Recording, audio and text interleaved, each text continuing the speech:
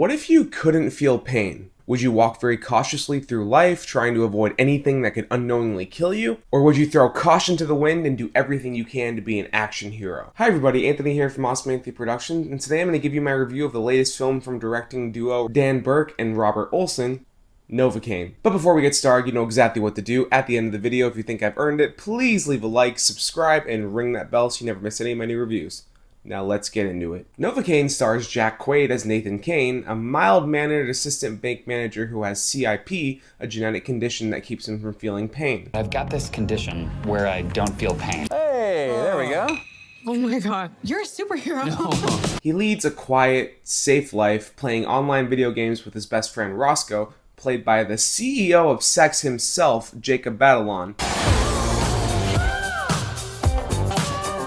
Eating a liquid diet to avoid accidentally biting off his tongue, putting tennis balls on every single corner in his apartment and office, and just generally sheltering himself to avoid any potential fatal accidents. But that all changes when he finally asks a girl in his office, Sherry, played by Amber Midthunder, out on a date. And she ends up showing him probably the most fun night of his life. Can you feel this? You dog!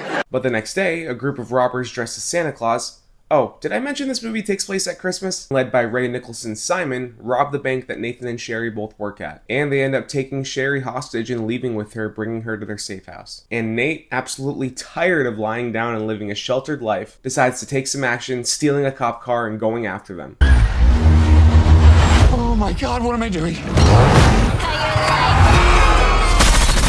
Leading to an hour and a half of hilarious, gory action as this guy that is in way over his head decides to become an action hero to save the girl that he loves. I've been seeing a lot more Jack Quaid recently, and honestly, I'm totally here for it. I know a lot of people just write him off as a nepo baby, but as far as I'm concerned, between The Boys, Scream 5, even though his killer reveal scene was a little cringe, his brief role in Oppenheimer, and now his starring roles in Companion and this, he has more than proven himself as a worthy actor with range. And as Nathan Kane, we see a lot of sides to him. Anxiety, vulnerability, solid comic timing, and a lot of accidental success in the fights that he gets to, and Quaid really sells all of it. I also really loved his character arc here, all about learning to forego your sheltered nature and, well, just— Stop being such a little bitch. great use of a slice of cherry pie to visualize that too. I also enjoyed Amber Midthunder's performance here. I haven't seen her since Prey, so it was nice to see her pop up in something again. Her and Quaid have incredible chemistry, very much feeling like a real couple naturally hitting it off and getting to know each other. And her being the one to show Nate how much of life he's missing and really open up that door for him just adds a ton of emotional weight to their connection. Do you know what it's like to wait your whole life to meet someone? Someone who finally gives your life meaning?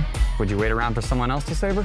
And you end up liking her a hell of a lot. She drops out of the movie for a while and isn't exactly the deepest character, but in a short, fast-paced, funny action movie like this, the fact that she's more than just a damsel in distress is awesome. No damsels in distress. Ray Nicholson is great here too. Another example of a nepo baby that has more than proven themselves. I am worried though that he's going to start being typecast as the creepy dude in a horror movie or the sadistic villain, but I would also be okay with that because between this and Smile 2, I really want to see more of him. I really need to check out that movie he just did with Samara Weaving. Here, Nicholson kind of walks a line between being funny and terrifying, going truly sadistic and almost over the top with how intense of a villain he is. And by the time we get to the final showdown with him and Nate, I was fully sold on this character. Speaking of that final showdown, damn was that entertaining. But I'll get to it. Jacob Batalon has another small role and is fine here, with him and Nate feeling like believable best friends, and he gets some really good one-liners. Oh, sorry. It's fine. Other side roles here include Betty Gabriel and Matt Walsh as two detectives hot on Nate's trail. Honestly, they didn't really need to be here. We could have just followed Nate throughout the whole movie and been fine. That was a very entertaining story on its own. But the constant cutting back to these two characters got a little annoying, especially because Matt Walsh is really just there to make jokes about being an old detective. I'm too old for this shit. While Betty Gabriel is just there to kind of relay exposition to the audience. That is a shit ton of exposition. It's fine, but it was kind of unnecessary, that's all I'm saying. Now to get to what else works here, the action and violence here are fantastic. The fight scenes, especially in that first half, have an impact and get kind of gory, but never lose their sense of humor and fun, with Nate clearly being in over his head. They also get super creative with all the different ways that they beat him up, knowing that he can't feel it. What the f*** is that? Plus with the clever ways that they use it to his advantage to make him more of an action hero. Like a scene where he has to pretend like he's in pain while being tortured. Oh, go! No! No! Stop it! Ah! or him reaching into a deep fryer to grab a gun. Though, I wish some of that would have been left out of the marketing. Just like with the monkey, going in, I knew a lot of things that were going to happen, and it kind of dulled their impact a little bit. But that's not really a movie sin. That's more of the studio and the marketing department. But that final showdown with Ray Nicholson's character made me gasp and cheer. This movie is also really funny. Whether it's the playful banter between Nate and Sherry, Nate's either indifferent or horrified reactions to the violence that he's either experiencing or forced to commit. Hey man, you okay?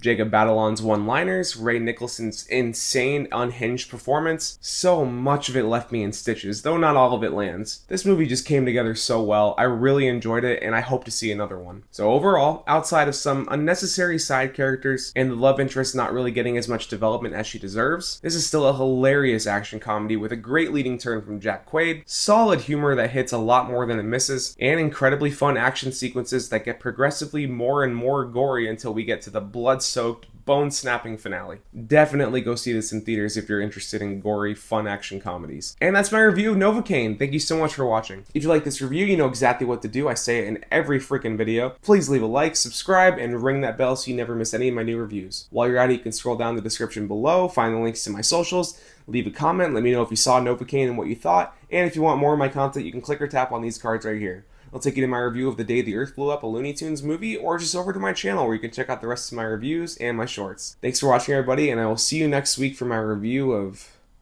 Snow White. Wish me luck.